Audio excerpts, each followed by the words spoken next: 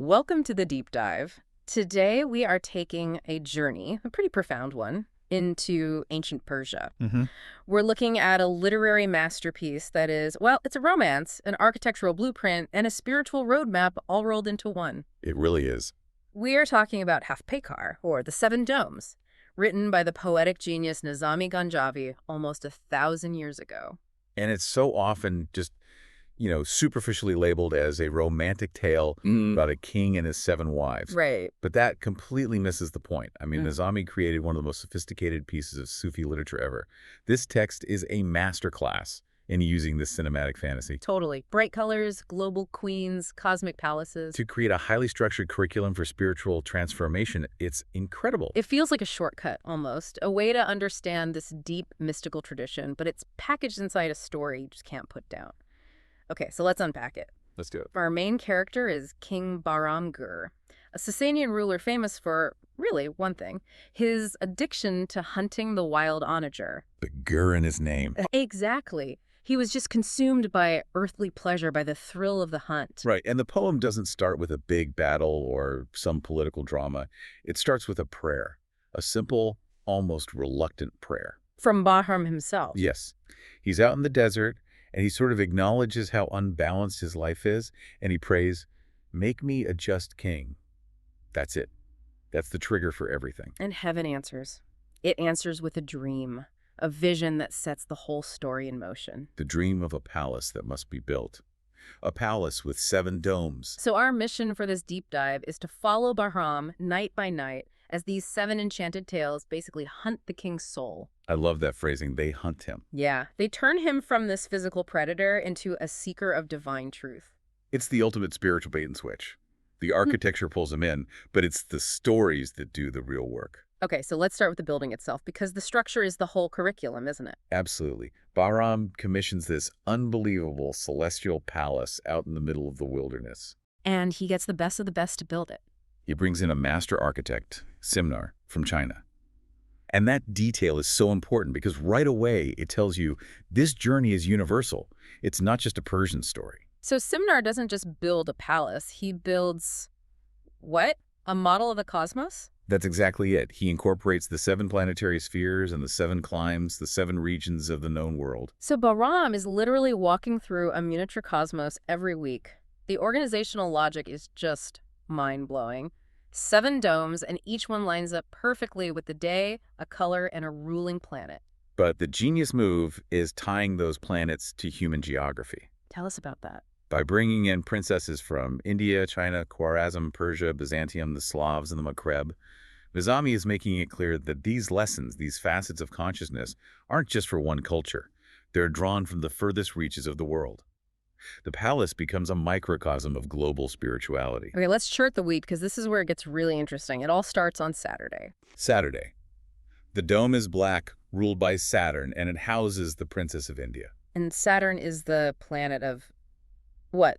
Limitation, melancholy. Exactly, which fits so well with the classical Persian idea of India as this source of deep, solemn philosophy. Okay, next is Sunday. That's the yellow or sandalwood dome. Ruled by Jupiter and home to the Princess of China. Jupiter is wisdom, justice. But the yellow gives it this, intellectual clarity. It connects to the Chinese tradition of art and learning. Monday is green, ruled by Mercury, for the Princess of Khwarezm. And Mercury is all about communication, reason. Green suggests stability, the ordered mind. It's also deliberate. Then we get to Tuesday. The dome is vivid red. Of course, for Mars, the god of war, passion. And this is where the Princess of Persia lives. His own world, a reflection of his own volatile nature. Precisely. Mars is raw energy. By placing the familiar local princess here, the poem is saying the king has to confront his own aggressive nature first. That makes perfect sense. Okay, Wednesday is turquoise, the planet is Venus, and the princess is from Byzantium, or Rum. Venus, of course, is love and beauty. And turquoise, the color of the sky, it suggests that even earthly beauty has a higher transcendent purpose. Then Thursday. This one is a rich sandalwood brown color. Ruled by the moon and housing the princess of the Slavs, the moon governs cycles, intuition, and that earthy sandalwood color. It grounds the emotional core in basic human virtues. And finally, Friday. the climax of the week. Friday is the Dome of the Sun. It's pure white, and inside is the Princess of Maghreb, representing the West. White, the synthesis of all colors. And the sun, the source of all illumination. It signifies purity, ultimate truth. It's the end point. The meticulousness is just astounding, and Bahram isn't a passive observer here. He has to participate. Oh, completely. It's a ritual. Every day he has to dress in the color of the dome he's visiting that night. He is submitting himself to this cosmic routine. It's like this rigid physical container that's designed to force an internal chaotic journey. A routine is just the container, though. The real alchemy starts when those colors and planets stop being a physical schedule and start acting as mirrors for his soul. Yes. The submission is the first step. Right. But the real deep dive, the true hunt, starts when storytelling begins. This is where he stops being the hunter and starts being the prey. Exactly. The 7 nights, the 7 tales. Yeah. On the surface, they're romantic stories. Love, loss, fidelity, betrayal. But inwardly, they're a curriculum. A curriculum designed to do what? To dismantle Bahram's earthly attachments, one by one. And you see it in his behavior, right? It changes night after night. Immediately. He starts drinking less wine, he listens more deeply, and the text says his reckless laughter turns into reflective tears. Wow. The physical pleasures just fall away as the spiritual depth takes over. It's a clear path from earthly obsession to total spiritual surrender. So let's follow that path. Let's look at how the lessons escalate. Start us off in the Black Dome, Saturday. The Princess of India. This is the entry point. Saturn's lesson of constraint. Her tale is a cautionary one. It's about the catastrophic cost of unchecked worldly desire. How so? It's the story of a king who becomes obsessed, not with a woman, but with the painting of a beautiful woman. Hey. He gets so lost in this representation of beauty that he abandons his whole kingdom. So lesson 1 is the destructive nature of earthly obsession. Exactly. Perfect place to start for a king addicted to the hunt. Okay, moving on. Sunday, the Yellow Dome, Princess of China. What does Jupiter, the planet of wisdom, teach him here? This one is about the pain of isolation. It's about a man who loves a woman so chastely, so intensely, that he chooses solitude rather than risk tainting that pure emotion. He dies of pure, unfulfilled longing. So it's about commitment, but also the pain when that commitment is, I guess, misplaced. Focused on a distant, unattainable human goal, yes. And Monday, the Green Dome, the Princess of Khwarazm. This story seems to take that idea of commitment and puts it on a better path. It does. This tale is all about absolute fidelity, but a fidelity that leads to renouncing the world. It's about 2 people who endure years of hardship just to be together. But their reward isn't a throne or riches.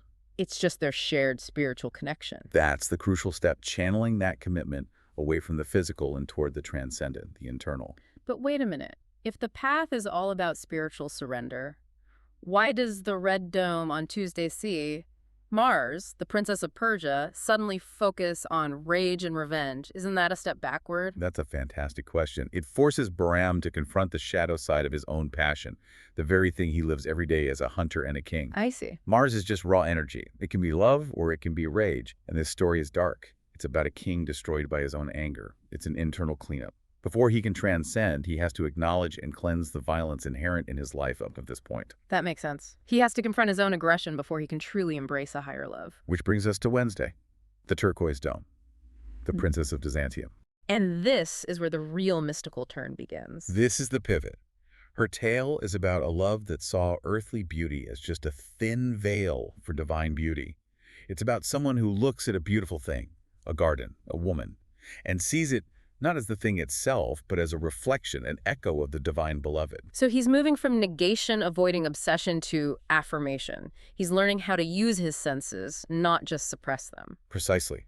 From this night on, he's being taught how to look through the physical world, not just at it. Thursday, the Sandalwood Dome, Princess of the Slavs. After that huge leap into transcendence, this story feels very earthy, very practical. It grounds the transcendent knowledge in human action. It's the story of a traveler who is rewarded not for some philosophical insight, but for boundless, selfless hospitality. So the lesson is that the inner light has to manifest outwardly as goodness. Virtue and generosity are the tools of a purified soul, yes. Which brings us to the final night, Friday, the White Dome, the Princess of Maghreb, the final lesson. Her story is the ultimate surrender. It's about a king who meets a dervish, literally throws his crown into the dust, and just vanishes into the mountains.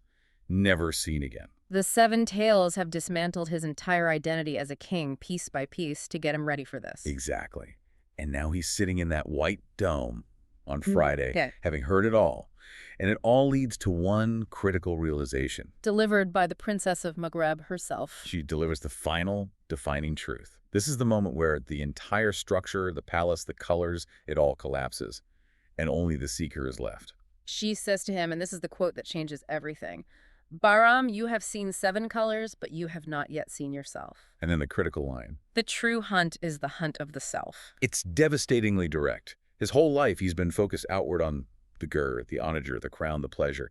She tells him the only prey worthy of his relentless pursuit is his own soul. And the transformation is immediate. It's absolute. The source says at dawn, he doesn't go back to his throne. He does go back to his duties. He walks out of the palace barefoot, throws his crown into the sand, puts on the patched cloak of a dervish, and just disappears toward the mountains. He fully becomes the final story. He steps out of the architecture of the poem and into the mystical reality he was describing all along. The king is gone. The seeker remains. And the ending of the poem itself is just the most powerful piece of spiritual symbolism.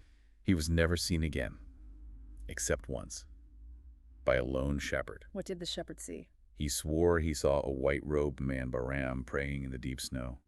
But the incredible detail, the thing that ties it all together, is that 7 wild onagers were standing around him in perfect peace. The gur, the animals he used to hunt and kill. They're standing around him, driven not by fear, but by love. The world of material dominance has completely inverted into a world of spiritual harmony. He mastered his inner nature, and the outer world just reflected that peace back at him. And Nezami, the poet, doesn't leave this up to interpretation. He explicitly closes the epic by telling us, the readers, Haft Paykar is not just 7 princesses. It is, and I'm quoting, the 7 stages of the lover's journey to the beloved. It was an intentional map from the very beginning. The step-by-step guide. So let's bring it all together. What's the big takeaway here? We started with the king obsessed with physical domination, and through this incredibly rigid, colorful structure, he was guided through a systematic curriculum for self-discovery. I think the takeaway is the brilliance of that structure. The strict routine, the days, the colors, the planets, that was necessary to kickstart a profoundly chaotic and ultimately freeing internal journey. The structure provided the discipline. And the stories provided the psychological roadmap, moving him from outward passion to inner surrender. It really is a powerful roadmap for anyone seeking knowledge or just clarity. The first hunt was external, destructive. The final hunt was internal, constructive. And he had to commit to that routine before he could achieve total freedom.